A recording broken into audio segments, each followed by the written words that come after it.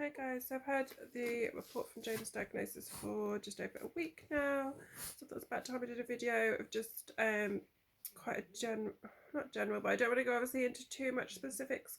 I'm not going to obviously read out any actual sections of the report or anything because it's private. I share a lot, but I feel like that would be taking it a little step too far. There are certain things in the report which I will obviously discuss, but yeah, nothing, not the actual specifics. It's 10 pages long, it's very detailed. I had a meeting last Friday with Kim at What Makes You Different Makes You Beautiful, which is like the local special needs charity. And Jada went to a session there on Monday as well. And she's she didn't read the whole thing, but what's the word I'm looking for?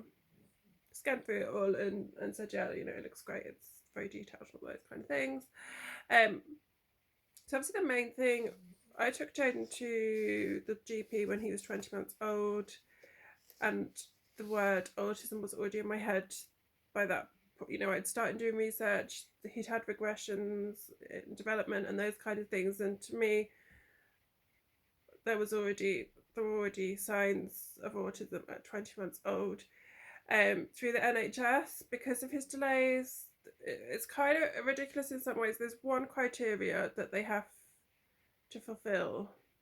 I don't even know if they have to fulfill it, because technically they have to fulfill, I think it's 9 out of 10 of the criteria for a diagnosis, and he got 10 out of 10 of the criteria. But the excuse why the NHS have always pushed it back, his paediatrician has always said, is that they needed to wait to a point that they could prove that his delays and his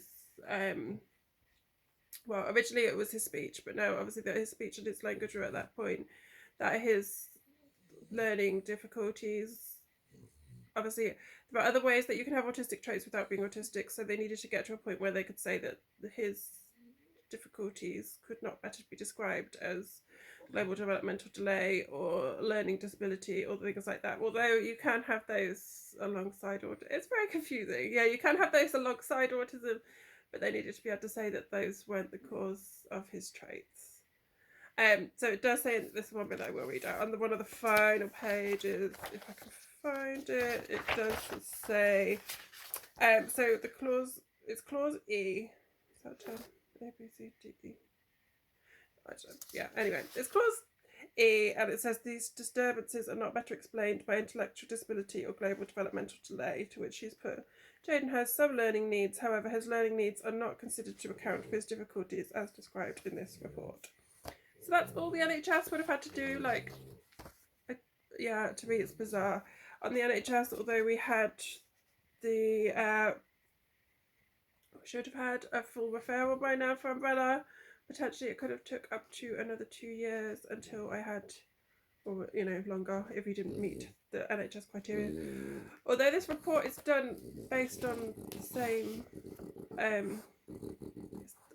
all of her diagnosis was done in the same way that the NHS would do it. Yeah, the NHS or Umbrella decline a lot of things because they want more evidence of those kind of things. It's bizarre, but it could have took, he could have been, oh god, the dog's just jumped on me. He could have potentially been turning 8 by the time he had a diagnosis on the NHS. So it was definitely the right thing to do. It was the right time to do it. As I said before, excuse the dog, one of the reasons why I have chosen to do it now was because I wanted to use his reception teacher's evidence, which I could do at this point, but if I'd have left it any longer, I would have had to use his year 1 teachers, who I don't, well, certainly not at this point, don't understand him or his needs to anywhere near what his reception teacher did, and we may never get a teacher that understands him, which is sad, but we might never get a teacher that understands him that well again. So that was part of the reason for doing it now. The other reason, obviously, is that we want to get started on the HCP process, which I'm doing the request for an assessment letter at the moment. Well, it's like a form/letter at the moment. Then they have 6 weeks to make a decision on whether they're going to do an assessment. Then they have it should be 20 weeks in total, so it's 16 weeks then to do the assessment and to make the decision whether he needs one, and then to draft one if they decide he does. I fully did not expect it to be easy because this is me and Jade, so nothing ever comes easy to us. The chances are it will go to mandatory reconsideration or mediation, whichever it's, I think it's called mediation actually. DLA's mandatory reconsideration, isn't it? I think, yeah, it will probably go to mediation where, in theory, I think you have to sit down essentially with the LA and talk it out. And then if it's still not resolved, then it goes to tribunal. Well, we've done tribunals before, so if it comes to that, it comes to that. I've not yet told Scott. They must know that that was my plan. They've had his autism full report. I sent that through last week, and a couple of questions about support that he was getting at the moment, and I didn't get a reply. So, and it clearly says at the end of his report, that is, I mean, that's not really specific. At the end of his autism report, there are sorry, just grab it again. There are recommendations at the end of the report, and one of the main ones is that this child's needs in the HCP. So obviously school have read that, and they're probably now panicking because I don't think I'm going to have their full support on it, but that's why I'm doing the request and they're not. One of the other ones, how did it word it? I think this is actually something that maybe I struggle with a bit more. It says Jane would benefit from cognitive assessment to assign his level of cognitive functioning and processing speed, which is a polite way of saying an IQ test. But I don't think it's not so much to do with IQ. I think it's more to do with processing, because he's an intelligent child. He's by no means stupid. But yeah, processing and the way things are worded, because it does say as well, emotional regulation, he should have, like cards or colours. It's the recent thing, I'd never heard of colours before, that they can have, I don't know, say like very general, I don't know if they actually are, but say like red would mean angry, and then if they can't describe that they feel angry, but they can say that they feel red. Does that make sense? Or green would be like peaceful. Yeah, there's like colours for regulation. Time out cards, which would mean he would need one-to-one, because how could he have time out of a lesson? They can't just allow him out of the classroom on his own. That he should have something where he can say, I'm struggling, I need to be able to leave the room for a minute. And going forward in exams, that he would need, so again, he would need one-to-one with him in exams, so that he can, if he needs a break or anything, obviously you can't leave the exam room or have a break without having somebody with you. And one of the main ones, so it says, obviously written out would be when he's older, but it says it may be useful for instructions for lesson tasks to be written out in a list-like fashion to allow him to process each in turn. So yeah, not written out because obviously he can't read, but to be, rather than obviously to the whole class, it's blah, blah, blah, you're going to draw this, then you're going to write a description underneath or whatever. He needs to have it in slower, more defined steps. And as Jaden struggles with the, I don't even know what that word is, nuances of language, instructions should avoid these words. I feel like the stupid one. Words should avoid ambiguity, and which I guess means just having another meaning. And his understandings should. Well, no, hang on, let's start again. As Jaden struggles with some of the nuances of language, instructions should avoid ambiguity, and his understanding needs to be clarified. It would be helpful if he's encouraged to repeat instructions back using different wording, because obviously he's very capable of parroting. So if they said, like, what did I ask you to do? He'd go, you told me to draw a card, but obviously that's simply to understand that. But him to say it in a different way would show that he actually understands the instruction, that he's not just parroting it back. So yeah, anything else? It's also advised that when considering primary and secondary school, Jaden attends an education provision that has resources to support and manage his needs and allow him to meet his potential. A smaller school with specialist knowledge of autism is advised. Well, our school's not particularly known. Additionally, he wasn't essentially going to go there originally, but yeah, they do what they can, so long as it doesn't cost them money, which is why they're not going to be particularly keen on this whole EHCP thing, because in the long run, although an EHCP comes with some funding, it's bound to cost them, and obviously it will also mean that there are other ways that they have to meet his needs, not just financially, but there will be other ways that they have to meet his needs, which it's legally binding, so they have no choice, whereas at the minute everything is kind of on their terms to an extent. Obviously last year when was recommended by the psychologist and the preschool forum that he had one-to-one support, and then school overruled that. Once it's in an EHCP, they will not be able to overrule anything because it will be a legally binding contract, so they have to do what is in there. So yeah, I'm feeling fairly good about it. Obviously it goes, it's different on different days.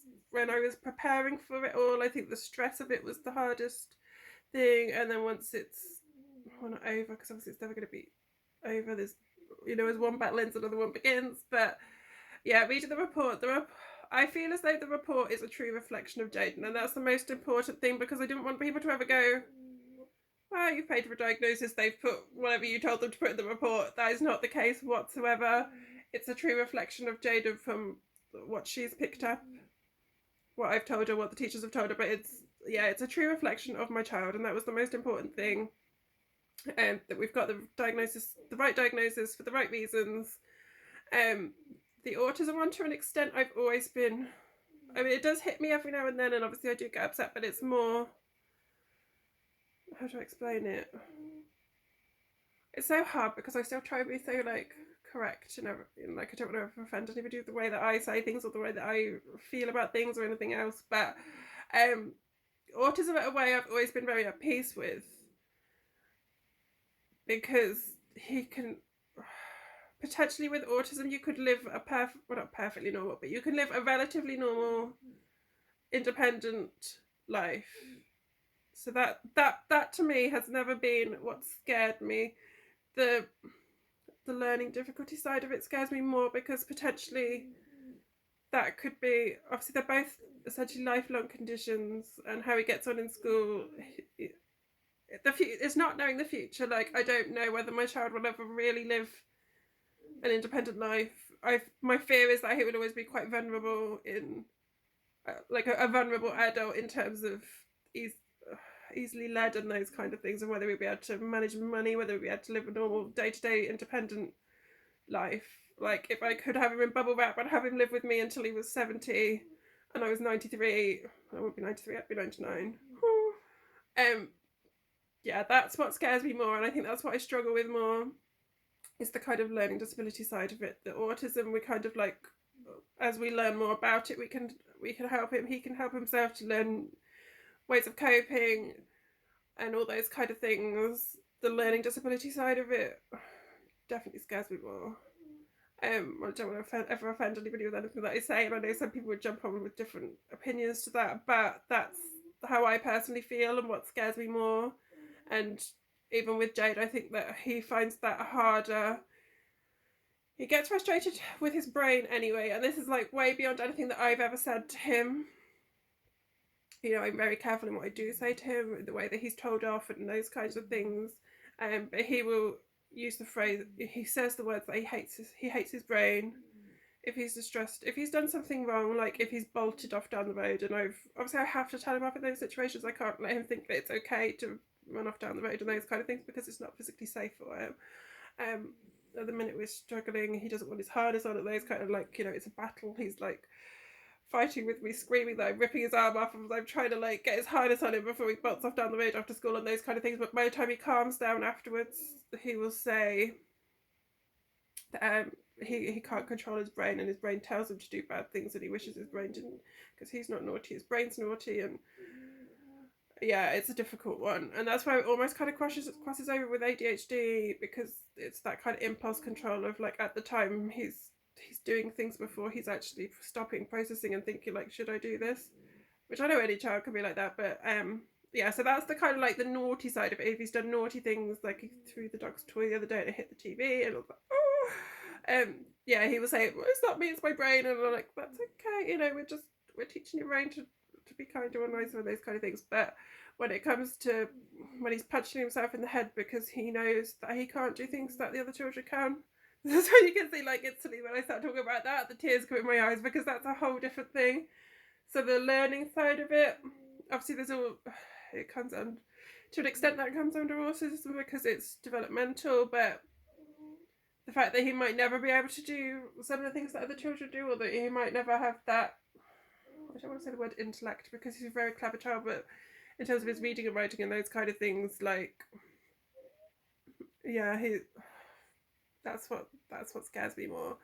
And that's probably what he would say he struggles with more as well. Like socially, he's going through. He definitely goes through phases, but at the moment, if anything, he's too much. He's too.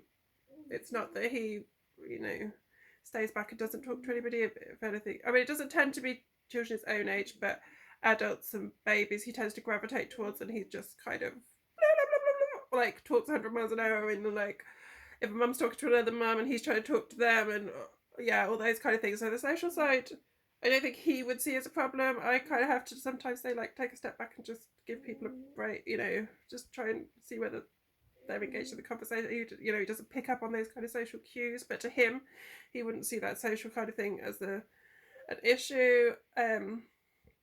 So yeah, the learning side of it, the school side of it, is definitely what he struggles with the most, and what I struggle with the most, and what I find the hardest at the moment.